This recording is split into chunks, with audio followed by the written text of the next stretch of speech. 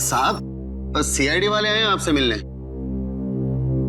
साहब, कुछ बोल रहे नहीं है साहब। जरा जी। मिस्टर विलास, विलास,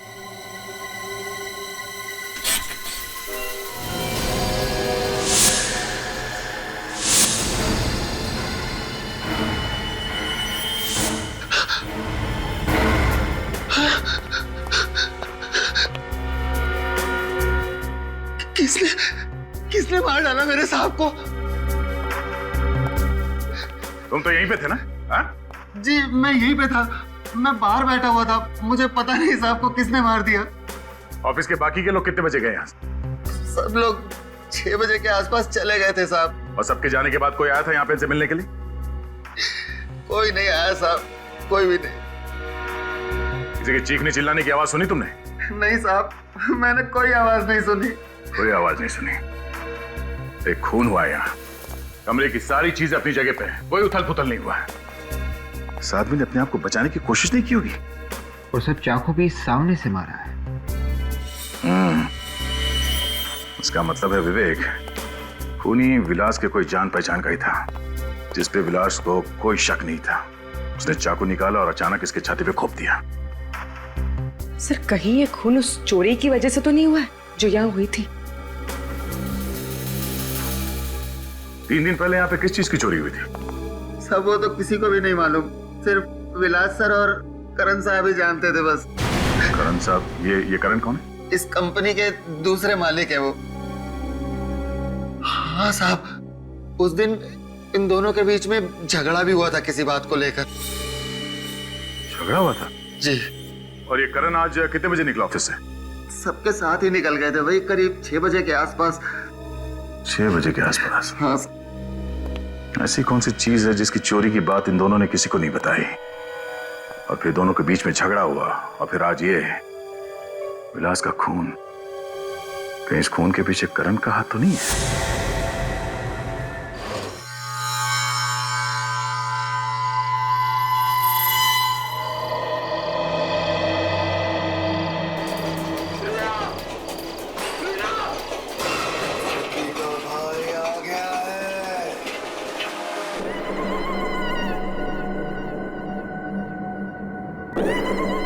साल पहले खजान मेल नाम की ट्रेन का एक्सीडेंट हुआ था। मेरे डैडी को भी क्या हुआ कुणाल? तबीयत तो ठीक है ना आपकी? तुम हमेशा आप शकुनों वाली बातें क्यों करती हो मुझसे? तबीयत पूछने में कैसे आप शगुन कुणाल? आप यूं नाक चढ़ा के शू शू कर रहे हैं तो क्या पूछना फर्ज नहीं बनता मेरा? एक मिनट, मुझे कुछ जलने की बदबू आ रही है। हे भगवान! क्या हुआ? My God! ये कैसे? एक काम तुमसे ठीक से नहीं होता है। टेबल साफ करने के चक्कर में ध्यान ही नहीं रहा। ध्यान रहता कहाँ है आजकल तुम्हारा? कुणाल, आप ऐसे क्यों बोल रहे हैं? आज से पहले कभी ऐसा हुआ है क्या? आज पहली बार ही हुआ है ये। पता है दूध का इस तरह से उबल के गिर जाना मतलब कितनी बड़ी मुसीबत को तुमने दावत दी है। जरूर कुछ अनहोनी होने वाली है। हे भगवान! कुणाल, ये सब अंधविश्वास है, कोई अनहोनी नहीं होगी। तुम चुप रहो, जबान मत लड़ाओ मुझसे। तुम्हें पता है करतपुर वाली आंटी के वहां भी ऐसा ही हुआ था। सुबह सुबह चाय रखी थी, दूध उबल के गिर गया उस दिन। उसी दिन शाम को उसके बेटे की एक्सीडेंट में मौत हो गई। कुणाल, वो एक्सीडेंट गाड़ी वाले की गलती से हुआ था। गाड़ी वाले ने सामने से टक्कर मारी थी उसे। बस बस बस बस बस, ये सब कुछ नहीं सुनना चाहता हूँ। हे भगवान, अब तो मैं ऊपर वाला ही बचा सकता है। पता नहीं क्या अनहोनी होने वाली है। हे भगवान!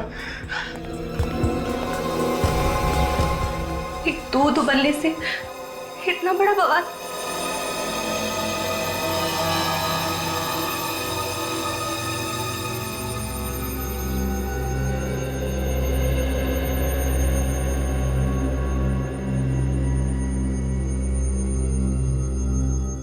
ठीक से संभाल के काम करना, कोई सामान न टूट जाए। आपको बस सामान की पड़ी है ना कुणाल? इस घर में मैं भी रहती हूँ, मेरी कोई चिंता नहीं। तुम हर बात को उल्टे तरीके से क्यों समझती हो? हाँ? तो कल रात को दूध उबल के गिर गया था, इसीलिए बोल रहा था कि आज थोड़ा संभाल के काम करना, नहीं तो फिर से कोई नुकसान हो जाएगा। कौन सा नुकसान हुआ है कुणाल? नुकसान की अगर इतनी परवाह है ना तो खुद काम कर लिया करो। बस जरा सा ठीक से काम करने को बोलो, खुद कर लो। तुम्हें तो कुछ बताना ही बेकार है, कुछ समझाना ही बेकार है।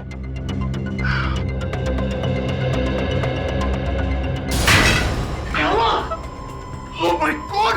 ये क्या कर दिया तुमने? ये बोल रहा था मैं तुम्हें, बोल रहा था कि संभाल के काम करो। मैंने कुछ नहीं किया कुणाल, मैंने बस हाथ लगाया और ये गिर गया। क्या हो रहा है ये सब? दो अनहोनी हो गई है इस घर में। अब तबाही इस घर में आकर ही रहेगी। अनहोनी को अब कोई नहीं रोक सकता।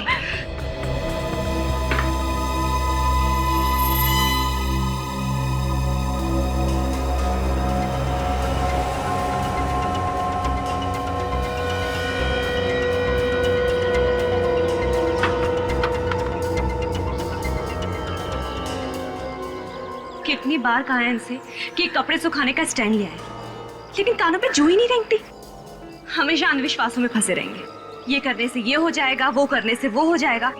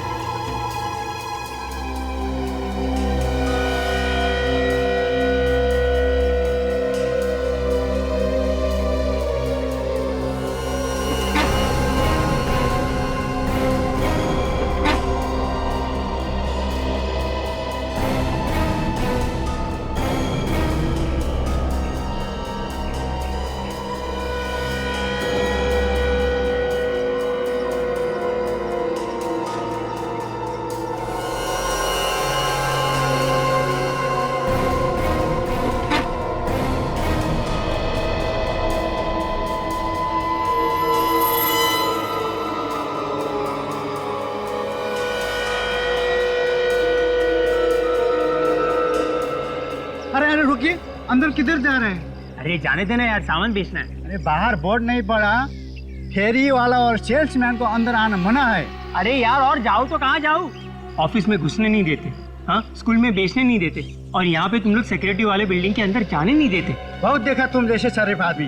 बाहर कहीं जाकर बेचो अपना सामान।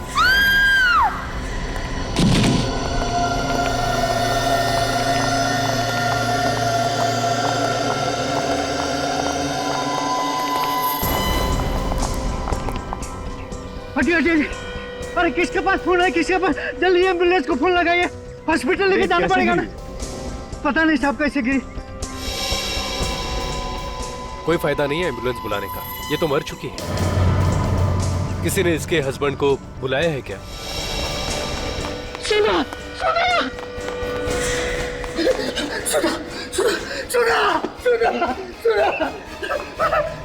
जिसका डर था वही हुआ, हो गई ना रोनी।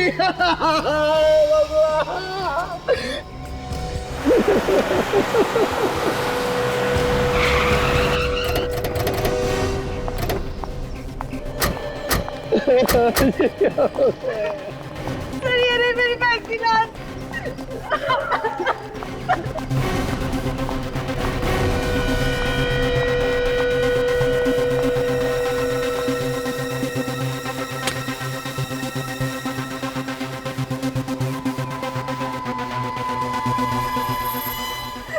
सर मेरी बहन का खून हुआ, उसकी मौत अपने आप नहीं हुई है।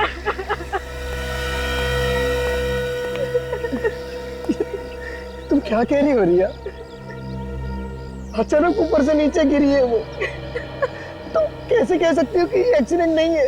ये तो सीआईडी को ही पता लगाने दो कि वो गिरी है या गिरी गई है। सर ये नादान है सर। बहन की मौत के गम में कुछ भी बोली जा रही है सर। हाँ समझ सकते हैं, बहन की मौत का धक्का लगा है। तुम्हें धक्का नहीं लगा?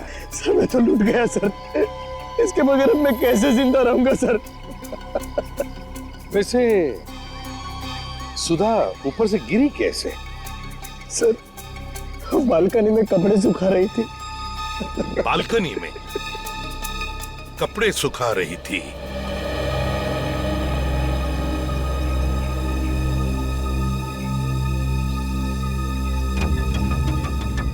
सर लगता है सर के बल गिरी होगी। पैर से फिसल के गिरती तो पैर टूट जाते हैं, झटके में आके गिर गई। मतलब सर जब ये नीचे गिरी इसकी बॉडी को हवा में पलटने का मौका ही नहीं मिला होगा। 2-4 सेकंड में कैसे पलट जाएगी बॉडी? गिरते समय सिर नीचे ही था इसका। अभिजीत, मुझे तो लगता है सुधा को किसी ने धक्का दिया बालकनी से।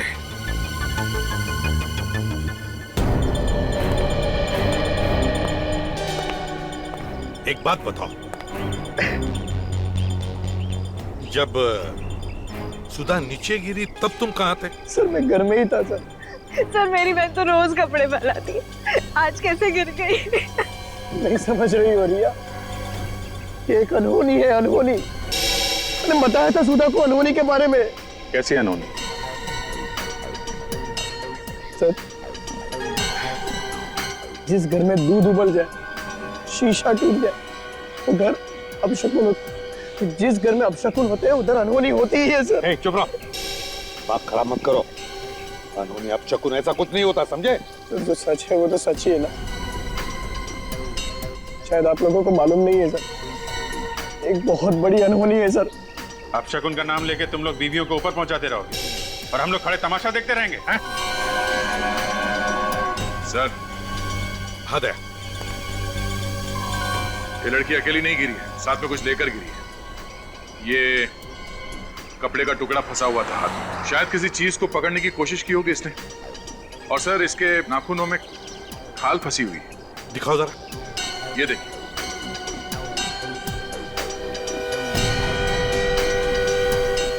इसका मतलब है ऊपर वहां पर कोई तो था जरूर, कोई तो जरूर था वहां पे। तो फिर उसे खरोंच भी आई होगी।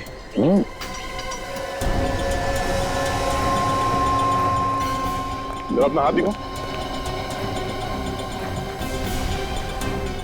हाथ दिखाओ, हाथ दिखाओ, वहां दिखाओ।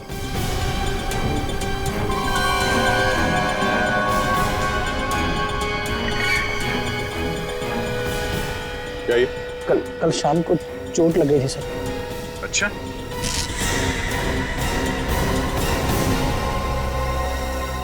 चोट लगी थी या आपकी बीवी के नाखून लगे थे? ऊपर से धक्का दे दिया उसे। मैं अपनी बीवी को क्यों मारूंगा सर? सर उनके आपस में रोज झगड़े होते थे। तो आग में घी डालना बंद कर। सर पति पत्नी के झगड़े तो हर घर में होते हैं सर। इसका मतलब ये तो नहीं कि हर आदमी खून कर देगा। इसे पहचानते हो? सर ये तो सुधा दीदी के जैकेट का कपड़ा है। ये इसका नहीं है? नहीं सर। तुम्हारा नहीं है? अगर ये सुधा दीदी के जैकेट का टुकड़ा है कपड़े का, तो फिर वो उसी के हाथ में कहां से आया? कैसे आया सुधा के हाथ में? क्यों? सर मुझे नहीं पता है सर। हाँ विक, सर वो जैकेट इन कपड़ों में नहीं है। ओह, जैकेट कपड़ों में नहीं है सर, शायद ऊपर कहीं फंस गई हो। अगर ऊपर फंस गई है तो चलो ऊपर चल के इनका घर भी देखते हैं और वो बालकनी जहां से बेचारी सुधा नीचे गिर गई।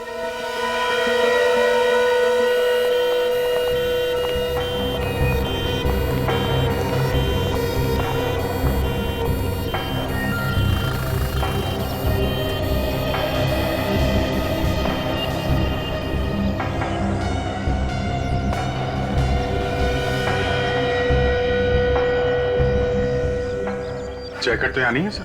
सिर्फ कुणाल ने छुपाया होगा। देखते हैं।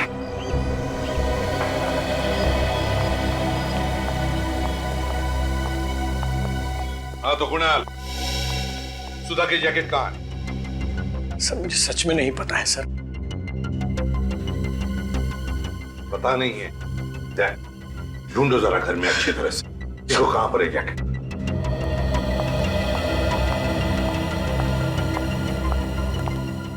तुम्हें पता कैसे चला सुधा नीचे गिर गई है? सर वॉचमैन ने फोन करके बताया था सर। वॉचमैन ने? Yes sir. वॉचमैन इधर आओ। जी सर। तुमने सुधा मैडम को नीचे गिरते हुए देखा? गिरते हुए नहीं देखा साहब, चीख सुनाई पड़ी, भाग के जाकर देखा तो गिरी पड़ी थी। उस समय बालकनी में कोई था? किसी को देखा तुमने? ये कुणाल साहब? नहीं साहब, मैंने किसी को नहीं देखा। कहीं भी नहीं सर वो जैकेट। जैकेट नहीं है? बड़ी अजीब बात है। बालकनी में भी जैकेट नहीं, घर के अंदर भी जैकेट नहीं, सुधा जहां पर गिर पड़ी है वहां पर भी नहीं, बल्कि उस जैकेट का फटा हुआ टुकड़ा उसके हाथ में है। तो फिर ये जैकेट गई तो गई कहां?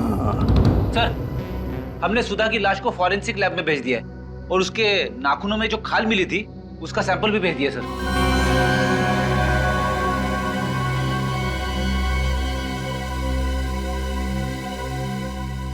कुणाल जी, फॉरेंसिक की रिपोर्ट आने के बाद तो तुम्हारी मुश्किलें और भी बढ़ेंगी।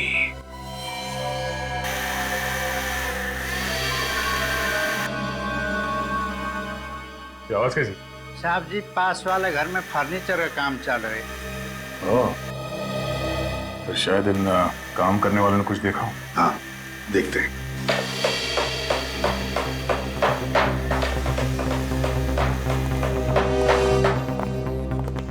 क्या हुआ साहब? आसपास तुम्हारे इतना कुछ हुआ है, तुम्हें पता है भी या नहीं? साहब, शाम तक काम खत्म करके देना है, तो बाहर क्या हो रहा है बिल्कुल ध्यान नहीं। बाजू के घर में जो औरत रहती थी उसका किसी ने खून कर दिया है। कैसे हो गया खून साहब? बालकनी से धक्का दिया है किसी ने उसे। तुम लोगों ने देखा किसी को धक्का मारते? नहीं साहब, हम लोग तो अंदर ही काम कर रहे थे, बाहर क्या हो रहा है पता ही नहीं। तुम में से किसी ने कुछ देखा? नहीं सर, हमने नहीं देखा। क्या तुम्हारे अलावा और भी कोई था तुम्हारे साथ काम करने वाला? सर, आज तो हम ही लोग काम कर रहे हैं, वैसे एक लड़का और था, हमने उसे भगा दिया। भगा दिया? क्यों? फालतू था सर, किसी भी काम का नहीं था वो। हाँ, कौन वो? सर वो भोलू का भाई था सर। भोलू कौन है? साहब, वो हमारे साथ ही काम करता है। आज उसकी तबीयत खराब थी तो उसने अपने भाई को भेज दिया। सर, कोई भी काम ठीक से नहीं करता था वो, बोलते कुछ और थे और करता कुछ और था। मतलब? अरे साहब, इस दीवार पे छेद करने को बोला था उसको और इस दीवार पे छेद कर दिया उसने। जी सर। हाँ।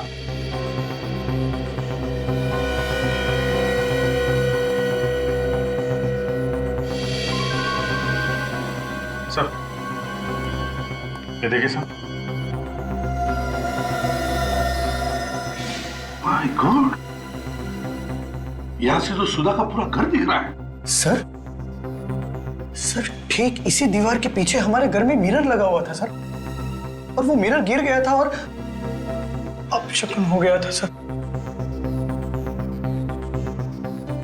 बिल्कुल उस तरफ मिरर लगा हुआ था, तो कहीं ऐसा तो नहीं कि किसी ने जानबूझकर ये अपशकुन किया है? हो सकता है सर, मौत को अनहोनी करने के लिए किया होगा। सर, ऐसे क्यों देख रहे हो सर? सर, मैं सच कह रहा हूं सर, मैं निर्दोष हूं सर, मैंने कुछ नहीं किया है सर, मैं सच बोल रहा हूं सर। हो सकता है नहीं किया हो, किसी से करवाया हो। जो पता चल जाएगा। भोलू का एड्रेस देना हमें। होता है इस भोलू के भाई का स्केच बनवा लो। यार भोलू, कुछ काम धाम बता ना, खाली बैठे बैठे तंग आ गया हूँ यार। तू क्या काम करेगा? तुझे तो कुछ आता ही नहीं है यार। यार भोलू, वो जो तू लकड़ी का काम करता है उसी में मुझे अपने साथ रख ले। नहीं भैया नहीं, वो काम तुझसे नहीं होगा। लकड़ी के काम में बहुत बारीकी से काम करना पड़ता है। अगर मैं अभी भी सीखना चाहूँ तो सीख सकता हूँ ना। देखो भाई, वैसे तो सीखने की कोई उम्र होती नहीं है।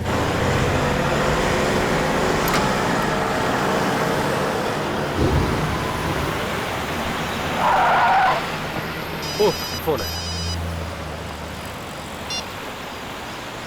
हाँ साहब, नमस्ते। भोलू बोल रहा हूँ साहब। हाँ साहब, कल आ जाएगा आपका सामान। हाँ, आपके घर पे छोड़ के आऊंगा साहब। जी साहब। हाँ साहब।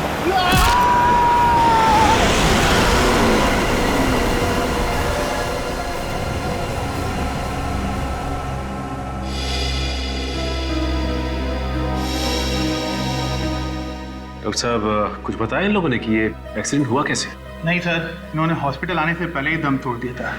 शायद वो लड़का जानता है, यही लेके आए थे नहीं यहाँ पे। ये आपको पता है कि ये एक्सीडेंट हुआ कैसे? ये एक्सीडेंट नहीं है सर, इन्हें तो जानबूझ के उड़ाया किसी ने। पीछे से गाड़ी आई और सीधे उड़ा के निकल गई।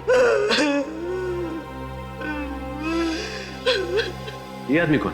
सर ये भोलू का भाई है। भोलू का भाई?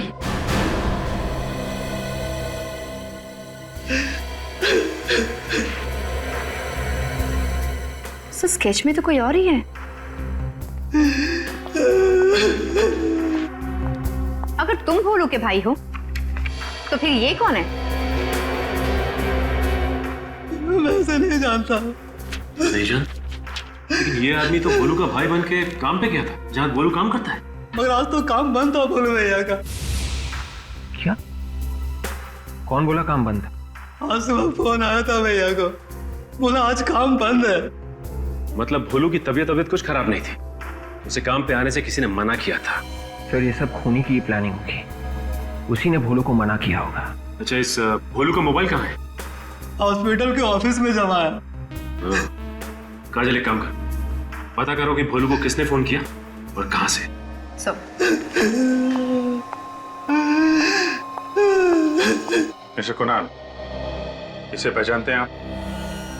नहीं सर, कौन है सर ये? शायद इसी आदमी ने तुम्हारी वाइफ सुधा का खून किया है। पर सर मेरी वाइफ सुधा की इसके साथ क्या दुश्मनी हो सकती थी? दुश्मनी इसकी नहीं, किसी और की भी हो सकती है। आपको किसी पे शक है? मैं किसी पे क्यों शक करूं सर? मेरी बीवी काम ही ऐसे करती थी, मना करने के बावजूद भी अपशगुनों वाले काम किया करती थी। ये लो सर, फिर शुरू हो गया ये व्याख्यान देना बंद करो। अंधविश्वास पे भरोसा करना बेवकूफी होती है। तो सर आप भी बताइए सर, कैसे मरी मेरी बीवी? चलो। सर जिस नंबर से भोलू को फोन आया था उसका पता चल गया है। कहाँ का? श्रेया फार्मास्यूटिकल्स का। ओके ठीक है। Mister Kunal. Yes sir. Shreya pharmaceutical का नाम सुना आपने? हाँ सर, मेरी वाइफ की एक दोस्त उधर काम करती है। सुधा की दोस्त का नाम क्या है? शिल्पा। दोनों के कैसे रिलेशन है? वो सब तो मुझे सब पता नहीं है सर, पर दोनों अच्छी दोस्त थी। आखिरी बार कब मिले थे ये लोग? परसों सुधा उससे मिलने गई थी सर, मैं खुद उसे फार्मास्यूटिकल कंपनी में छोड़ने के लिए गया था। और परसों सुधा ने क्या कपड़े पहने हुए थे? मेरा यह मतलब है कि क्या सुधा ने वही जैकेट पहना हुआ था? हाँ सर, परसों उसने वही जैकेट पहना हुआ था सर। हाँ। तो सुधा की मौत की वजह उस जैकेट में ही छुपी होगी। शिल्पा को अरेस्ट करो। सर मेरा ही नाम शिल्पा है। आप श्रेया फार्मास्यूटिकल कंपनी में काम करती? जी हाँ करती हूँ। सुधा परसों आपके साथ थी? थी, मगर बात क्या है? शिल्पा जी आपकी दोस्त सुधा का खून हो गया है। खून? मगर कैसे? किसी ने धक्का दिया था उन्हें। धक्का? किसने? वही जानने आए हम लोग। आप मुझसे क्या जानना चाहते हैं? मुझे क्या मालूम? आपको सब कुछ मालूम है, क्योंकि सुधा के खून में आपका भी हाथ है। मेरा हाथ?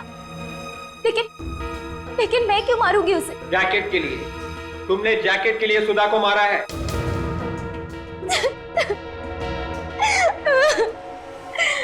आप लोग क्या बोल रहे हैं? मुझे कुछ भी समझ में नहीं आ रहा। कौन सी जैकेट, कैसी जैकेट? शिल्पा जी हम उसी जैकेट की बात कर रहे हैं जिसे पहन के सुधा 2 दिन पहले आपसे मिलने आई थी, याद कीजिए।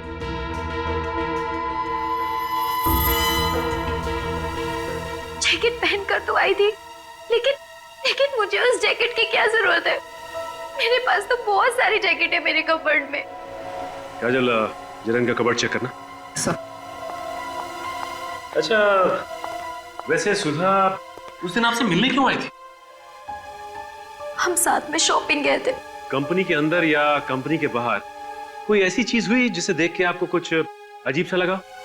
उस दिन हम थोड़ी देर के लिए कॉफी पीने बाहर गए और जब लौट के आके देखा तो कंपनी में ताला लग चुका था। तो इसमें ऐसी अजीब सी बात क्या है? हो सकता है ऑफिस बंद करने का टाइम हो गया। ऑफिस बंद करने का टाइम नहीं हुआ था।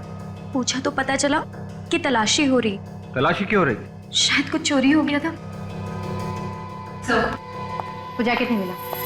जब आप दोनों कॉफी पीने गए थे तो उस वक्त सुधा ने वो जैकेट पहन रखी थी? नहीं सर, जैकेट तो अंदर ही रखी थी ऑफिस में, चेयर पे।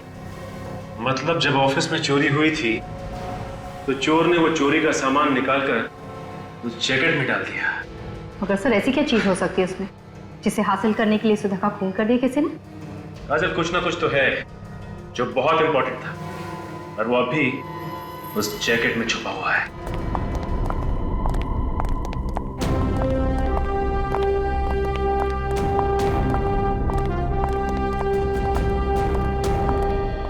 सर ये है साहब का कमरा।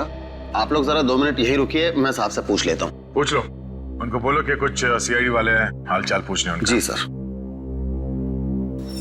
साहब सीआईडी वाले आए हैं आपसे मिलने। साहब कुछ बोल रहे नहीं है साहब। जरा हटो। जी। मिस्टर विलास, विलास,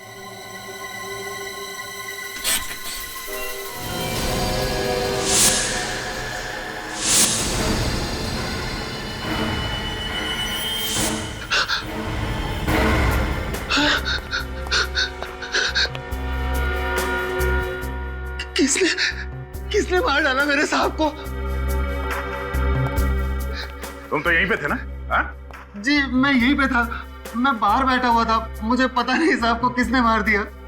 ऑफिस के बाकी के लोग कितने बजे गए यहाँ? सब लोग 6 बजे के आसपास चले गए थे साहब। और सबके जाने के बाद कोई आया था यहाँ पे इनसे मिलने के लिए?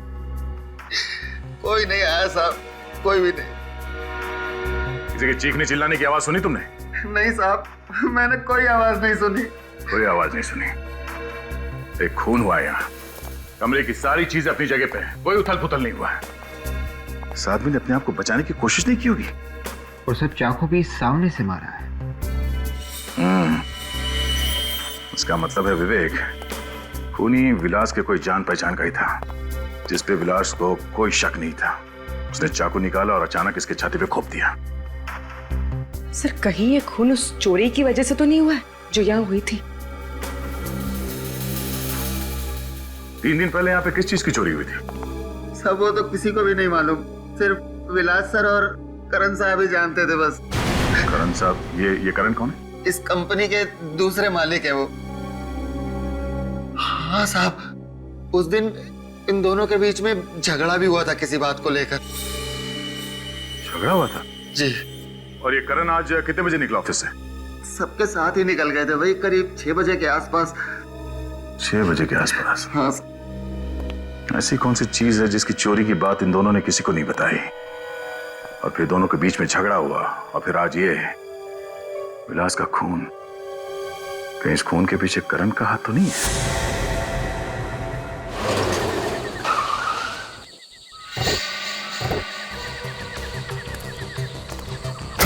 लगता है घर में कोई नहीं है, चारों तरफ अंधेरा है। फिर वहां पे कोई है?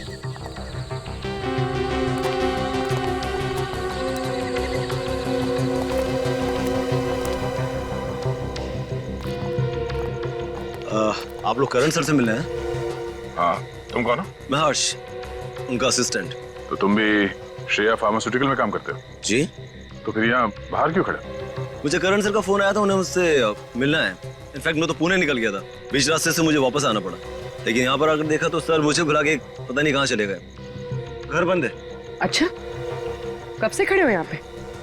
अभी अभी आया हूँ। तो कहाँ गए होंगे, कुछ अंदाजा है? सॉरी। मोबाइल फोन तो होगा ना उनका? जी। प्लीज। वैसे कुछ फायदा नहीं फोन करके, मोबाइल बंद है उनका। मैं कई बार ट्राई करके देख चुका हूँ। ठीक है, थैंक यू। सर ये करण ऑफिस में नहीं है, घर पे नहीं है, फोन बंद करके कहाँ बैठा होगा?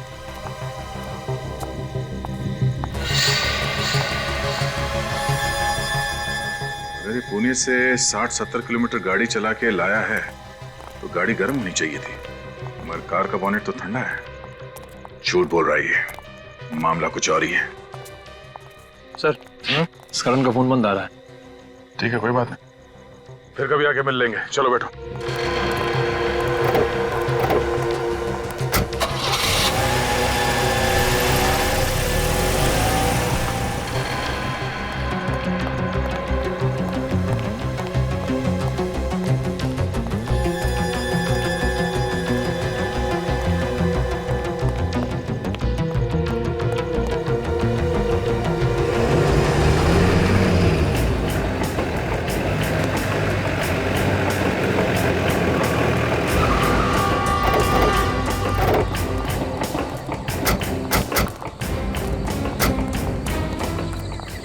वो कहाँ जा रहा है सर?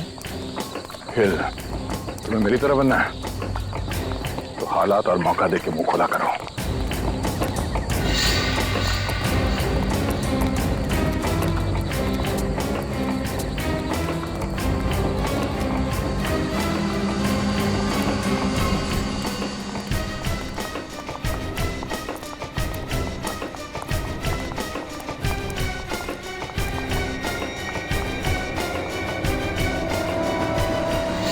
अबे अब तो बता दे, तुझे जिंदा जाना है कि नहीं जाना यहाँ से?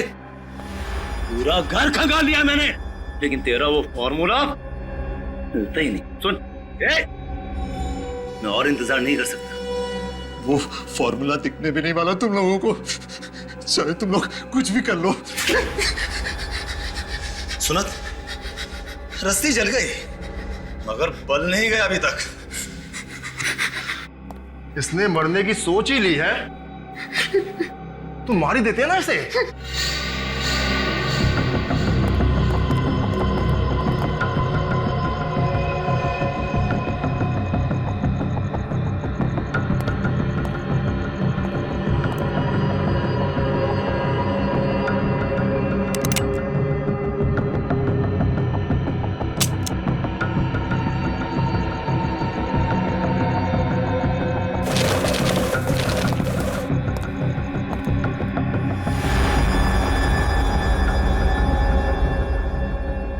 मैं मर जाऊंगा ना तो भी तुम्हें कुछ नहीं मिलेगा।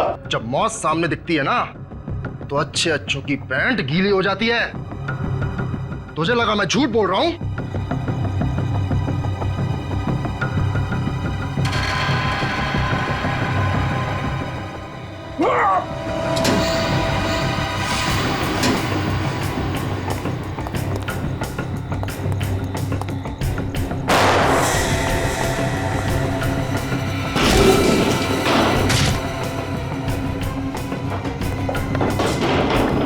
सीआईडी।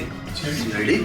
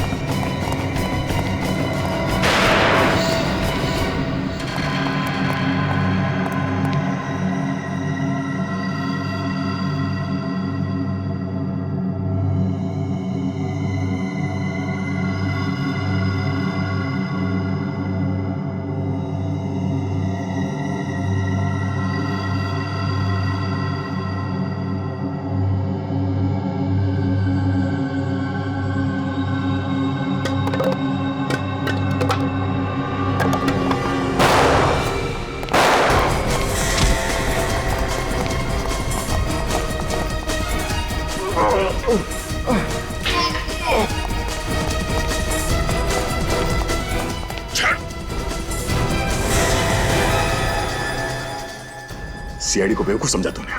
सर इन लोगों को छोड़ना मत। सर ये लोग लाखों लोगों की जान लेना चाहते हैं।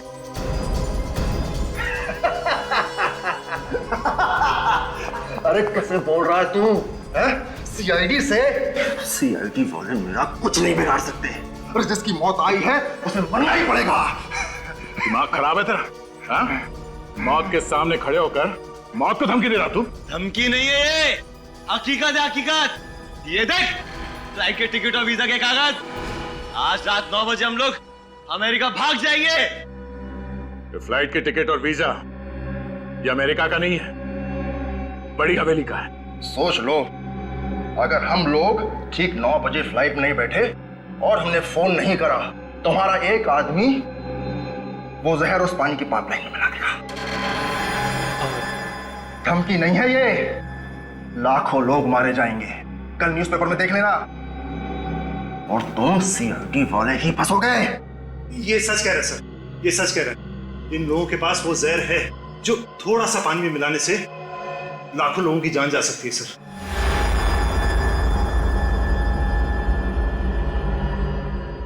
मगर सर ऐसा कोई जहर बना ही नहीं है। ये गलती मुझसे ही हो गई थी, मैंने ही वो जहर बनाया सर। मगर तुमने वो जहर बनाया क्यों? सर बनाना तो नहीं चाहता था मगर बन गया। लेकिन उसके बाद मैंने वो जहर डिस्ट्रॉय करने की बहुत कोशिश की, लेकिन विलास ने मुझे रोक दिया। विलास ने क्यों रोका आपको? सर क्योंकि विलास चाहता था कि हम उस जहर पर और रिसर्च करें। वो चाहता था कि उसे और मात्रा में बनाकर हम मार्केट में उतारें, लेकिन मैंने ऐसा करने से मना कर दिया सर। तो फिर वो जहर इनके पास पहुंचा कैसे? सर ये लोगों ने वो जहर हमारे लैब से चुराया। ये राम कहानी बंद करो और हमें एयरपोर्ट छोड़ने का इंतजाम करो। 7:15 बज चुके हैं। अब लोगों को बचाने के लिए तुम्हारे पास सिर्फ 45 मिनट ही बाकी हैं।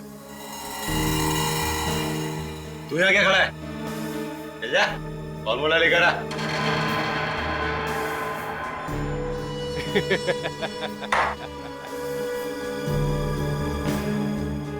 जाओ कर, वो फॉर्मूला इन्हें देगा।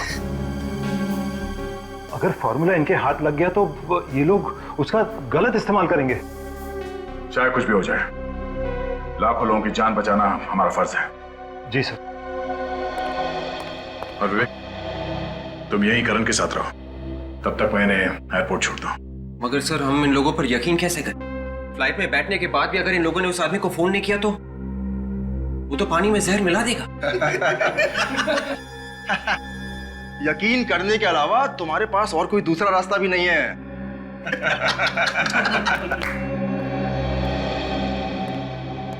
सर वो फॉर्मूला है।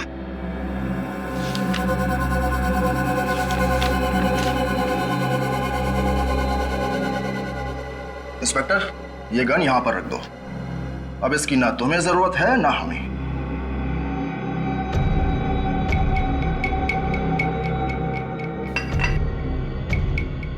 अपनी गन भी रख दो इंस्पेक्टर।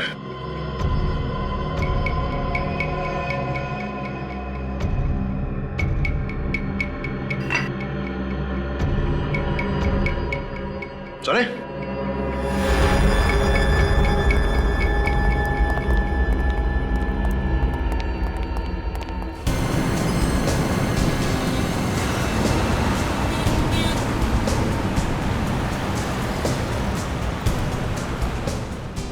ये तू कहाँ ले जा रहा है? एयरपोर्ट जाने का शॉर्टकट है ये। भाई आधा घंटा तो हो गया है, टाइम पर पहुंचेंगे ना? अरे हर्ष, तू टेंशन क्यों लेता है यार? ये तो सीआईडी की जिम्मेदारी है। फ्लाइट के अंदर तक बैठा के आएगा ये हमें। लेकिन मुझे तो इन सीआईडी वालों के चेहरे पे बिल्कुल भी टेंशन नजर नहीं आ रहा। सीआईडी का बहादुर सिपाही है, ऐसे ही थोड़ी ना टेंशन आएगी इसे।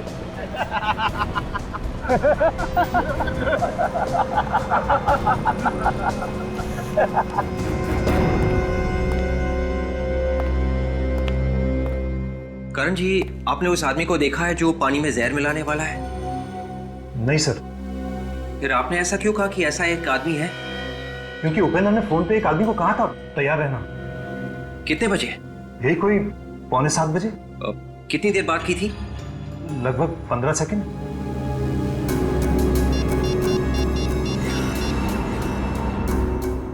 हेलो, हाँ देखिए, मैं सीआईडी से बात कर रहा हूँ। एक इमरजेंसी है, प्लीज आपकी मदद चाहिए। लाखों लोगों की जान खतरे में है। 6:45 बजे के आसपास उपेंद्र नाम के आदमी ने किसी को फोन किया था और लगभग 15 सेकंड बात की थी। जी, जल्दी से पता लगाना है कि उसने किसको फोन किया था और वो आदमी इस वक्त है कहाँ। 8 तो बजा है, अभी तक फोन नहीं आया।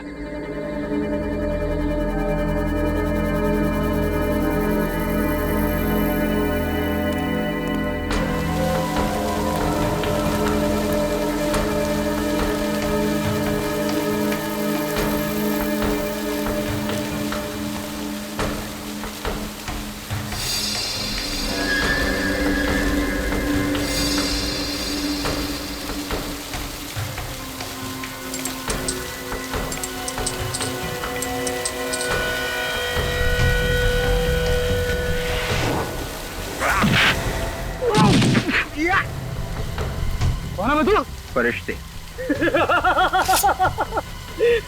अरे फरिश्ते तो लोगों को ऊपर लेकर जाते हैं, तू तो आज खुद मौत के मुंह में फंस गया है।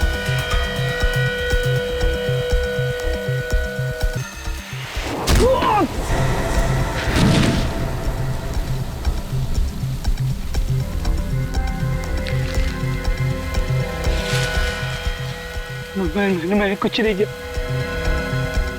मैंने कुछ नहीं किया।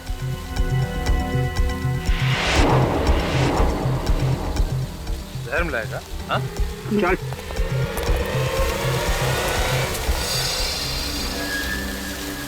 आठ बज गए, 8 कहाँ पे घुमा रहा है मैं तू? तुम्हें क्या लगा कि मैं तुम लोगों को एयरपोर्ट लेके जा रहा हूँ अमेरिका जाने के लिए? हाँ? अब मरेंगे, अब करोड़ों लोग मरेंगे, कोई नहीं बचा सकता हमको मरने से। हर्ष तू फोन लगा अपने आदमी को, बोल उसको अभी जहर मिलाए पाइपलाइन। लगा फोन लगा। अभी तक तो सीआईडी वालों ने तुम्हारे लोगों को पाताल से भी ढूंढ के निकाल लिया होगा।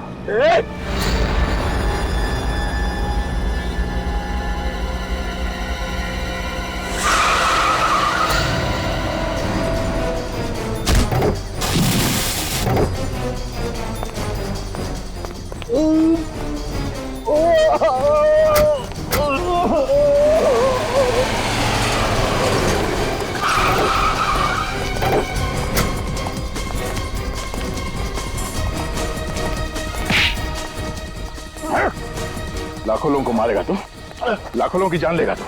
हाँ? किसी की जान लेना इतना आसान है?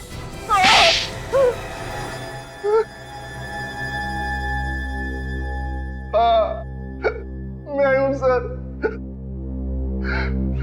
मैंने ही धक्का दिया था सुधा को। क्यों धक्का क्यों दिया सुधा को? सर उसकी जैकेट में तो जहर वाली बोतल छुपी थी सर, वो मुझे नहीं मिल रही थी इसलिए। वो जहर वाली बोतल सुधा की जैकेट में किसने छुपाई थी? हर्ष ने छुपाई थी सर। सर जैसे मैंने वहां से बोतल चुराई वहां बवाल बच गया सर। अरे अब तो बता दो किसने किया ये?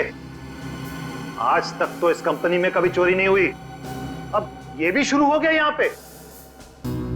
अभी बता देगा तो बच जाएगा, नहीं तो नौकरी जाएगी उसकी। You please start the checking. सभी की तलाशी ली जाने लगी सर।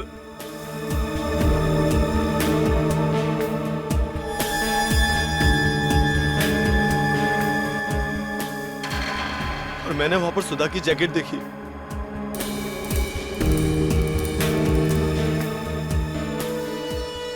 और मैंने वो बोतल सुधा की जैकेट में छुपा दी।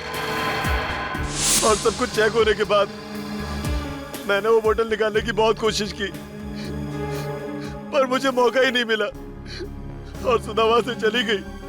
फिर क्या किया तुम लोगों ने? मैंने सुधा के घर के चक्कर लगाने शुरू कर दिए। हमें किसी भी कीमत पे वो जहर की बोतल चाहिए थी। फिर मुझे पता चला कि सुधा का पति अंधविश्वासी है। और इसी बात का फायदा उठाया तुमने। भोलू को फोन करके बोला कि काम पे मत आओ, और उसका भाई बन के वहां पास वाले फ्लैट में गए काम करने। हाँ?